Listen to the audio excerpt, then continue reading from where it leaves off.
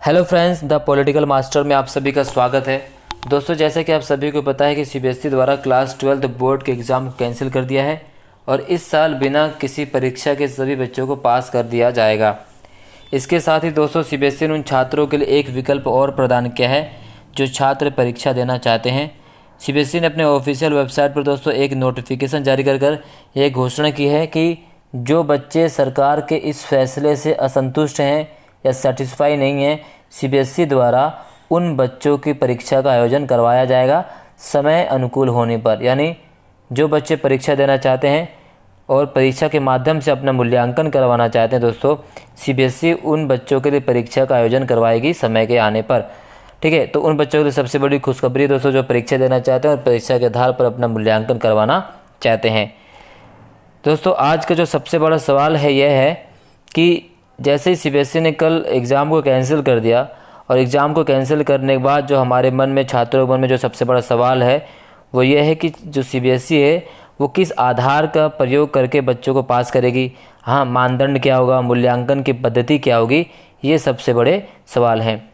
नरेंद्र मोदी जी ने कल बैठक के दौरान कहा था कि सभी अफसरों से कि 12वीं कक्षा के छात्रों के रिजल्ट को वेल डिफाइंड मानदंडों के अनुसार समयबद्ध तरीके से तैयार किया जाए। और साथ साथ ये भी कह दिया गया था कि रिजल्ट तैयार करने के लिए इंटरनल परीक्षा को भी आधार बनाया जा सकता है। अभी इसको लेकर किसी प्रकार का अंतिम फैसला नहीं लिया गया है। तो हमारे सामने सबसे बड़ा प्रश्न तो दोस्तों यही है कि मान लेते हैं अगर सीबीएसई द्वारा इंटरनल असेसमेंट को आधार बनाया जाए पास करने के लिए, नंबर देने के लिए, तो 11वीं और 12वीं क्लास को उसमें आधार तय किया जाएगा। मान लेते हैं 11वीं क्लास का अगर परफॉर्मेंस देखा गया छात्रों का, जो छात्र 11वीं क्लास में अच्छे नंबर से उत्तीर्ण हुए, 90% नंबर से, 80% नंबर से, 70% नंबर से, वो छात्र तो 12वीं क्लास में भी अच्छे नंबर से उत्तीर्ण हो सकते हैं, नो डाउट। लेकिन यहीं पर दूसरा प्रश्न दोस्तों यही होता है, सबसे बड़ा प्रश्न ये है, मान लेते हैं किसी छात्र के 11वीं क्लास में जो परसेंटेज थी वो 45% के आसपास थी या 40% के आसपास थी और किसी कारणवश से उसका परीक्षा अच्छी नहीं गई होगी, तो इस साल 12वीं क्लास में वो छात्र अच्छे नंबर से पास हो सकता था क्योंकि उसने बहुत ज़्यादा पढ़ाई कर ली थी और हर सब्जेक्ट में उसकी पकड़ अच्छी हो गई थी पिछले एक साल में। लेकिन चूंकि अब परीक्षा नहीं ली जाएगी तो बच्चों को इसी इंटरनल असेसमेंट के आधार पर नंबर प्रदान किए जाएंगे, तो वो बच्चा पीछे ही रह जाएगा जिस बच्चे के नंबर कम थे। लेकिन यदि एग्ज़ाम होते तो इस बच्चे के भी अच्छे नंबर आ सकते थे और अच्छे कॉलेज में वो एडमिशन पा सकता था। परंतु चूंकि अब इंटरनल असेसमेंट के आधार पर रिजल्ट घोषित किया जाएगा तो ये बच्चा पहले से ही खराब था तो और अब और ख़राब हो जाए, क्योंकि इसी अंक के आधार पर ही इसका मूल्यांकन किया जाएगा। तो ये पद्धति थोड़ी दोस्तों ठीक नहीं है। दूसरी बात जो ये कही जा रही है कि 12th क्लास है, 12th क्लास के दौरान जो भी छात्रों का परफॉर्मेंस रहा इंटरनल असेसमेंट के आधार पर, चाहे बच्चों के जो प्रैक्टिकल लिए गए हैं, जो बच्चों के असाइनमेंट दिए गए थे, राइट, इसके अलावा जो बच्चों के अटेंडेंस लगी स्कूल में, जो स्कूल में और जो प्री बोर्ड हुआ है थोड़ा बहुत, उसको आधार बनाकर, उसको बेस बनाकर बच्चों को पास किया जाएगा, उसको नंबर दिए जाएंगे।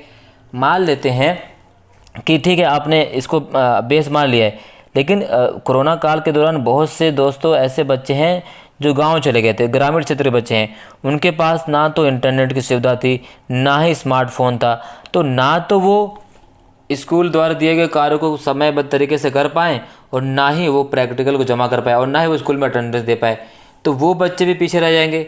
यानी यहाँ पर फ़ायदा किसको होगा?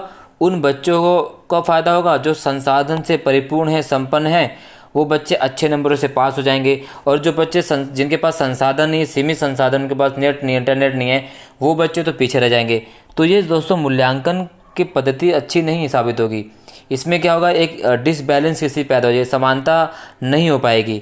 ठीक है, इसमें जो बच्चे आगे वो और आगे बढ़ जाएंगे, जो बच्चे पीछे थे पहले और पीछे हो जाएंगे।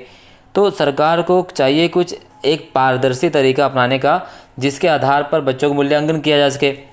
मेरी पर्सनली राय है दोस्तों कि सरकार और सीबीएसई बोर्ड द्वारा हो सके तो एक कॉमन एंट्रेंस एग्ज़ाम ले लिया जाए, एक कॉमन टेस्ट ले लिया जाए। जैसे एग्जांपल के लिए आर्ट्स के बच्चों का जितने भी सब्जेक्ट हैं उन सब्जेक्ट का एक कॉमन पेपर बना लिया जाए और उन पेपर में 50 से 60 ऑब्जेक्टिव क्वेश्चन डाल दिए जाएँ और उन ऑब्जेक्टिव क्वेश्चन को बच्चों को करने के लिए दिया जाए और उसी के आधार पर बच्चों को नंबर प्रदान कर दिए जाए, जिससे बच्चों का मूल्यांकन भी अच्छी तरीके से हो जाएगा और बच्चे संतुष्ट और सेटिस्फाई भी हो जाएंगे। इसी तरह साइंस वाले बच्चों का भी इसी तरह, कॉमर्स वाले बच्चों का भी एक कॉमन एंट्रेंस टेस्ट के आधार पर एक कॉमन पेपर बना दिया जाए। उसी कॉमन पेपर को उसमें ऑब्जेक्टिव क्वेश्चन, जैसे जीएस पेपर में जीएस पेपर होता है दोस्तों, जीएस में हिस्ट्री भी होती है, पॉलिटिकल साइंस भी होती है, मैथ भी होती है, साइंस भी, और सारे सब्जेक्ट को बराबर बराबर बेस आधार पर तैयार किए जाते हैं।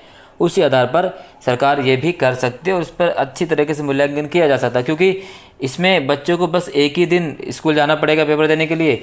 6-7 पेपर तो होंगे नहीं, क्योंकि कॉमन पेपर होगा, तो एक ही पेपर में सारे प्रश्न पूछ लिए जाएंगे। इससे बच्चे का मूल्यांकन भी अच्छा हो सकता है और बच्चे अच्छी तरीके से एडमिशन भी पा सकते हैं, नंबर ला सकते हैं और सभी का मूल्यांकन भी हो सकता है। अब बच्चों की दूसरी सबसे बड़ी चिंता दोस्तों एडमिशन लेकर होती है, क्योंकि 12th क्लास एक ऐसी क्लास होती है जो बच्चों के जीवन का आधार तय करती है, बेस तय करती है, उनके करियर की रूपरेखा तय करती है। क्योंकि इसी रिजल्ट के बाद ही बच्चे सोचते हैं अच्छे कॉलेज में एडमिशन लेने के लिए, अच्छे विश्वविद्यालय में पढ़ने के लिए। कोई बच्चे बाहर पढ़ना चाहता है, कोई नेट जी की तैयारी करता है। तो ये जो क्लास 12 के बोर्ड के एग्ज़ाम के जो नंबर दोस्तों बहुत ही ज़्यादा मैटर करते हैं किसी भी विद्यार्थी के जीवन काल में, उसके कैरियर के लिए। तो अगर ऐसे ही सही तरीके से निर्णय नहीं लिया गया दोस्तों, तो उनका कैरियर खराब हो सकता है और वो बच्चे डीमोटिवेट हो सकते हैं, राइट। तो सरकार को समय रहते दोस्तों और टाइम रहते रिजल्ट घोषित करना चाहिए। सबसे पहले तो इतना समय नहीं लिया जाना चाहिए जितना समय इसको घोषणा करने में लिया गया कि एग्ज़ाम नहीं होंगे।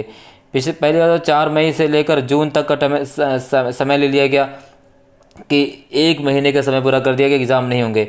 तो अब रिजल्ट को घोषित करने में भी इतना समय नहीं लेना चाहिए। अगर ज़्यादा समय ले लिया गया दोस्तों, फिर रिजल्ट के बाद आप कहेंगे कि जो छात्र असंतुष्ट हैं वो एग्ज़ाम दें, तो फिर उनके लिए भी टाइम लगेगा आपको। तो ऐसे में छात्रों का पूरा साल इसी तरह चला जाएगा। तो जो भी छात्रों को लेकर फैसला है दोस्तों, पैटर्न को लेकर फैसला है, रिजल्ट किस पद्धति पर दिए जाएंगे, उसको लेकर जल्द से जल्द सरकार और सीबीएसई को चाहिए कि वो अपना एक कैरिकुलम और एक तरीका प्रकाशित कर दे पारदर्शी तरीके से, जिससे बच्चे भी संतुष्ट हो सकें। आज की इस वीडियो में बस इतना ही दोस्तों। आपको क्या लगता है कि सरकार और सीबीएसई को किस मानदंड के आधार पर छात्रों को पास करना चाहिए?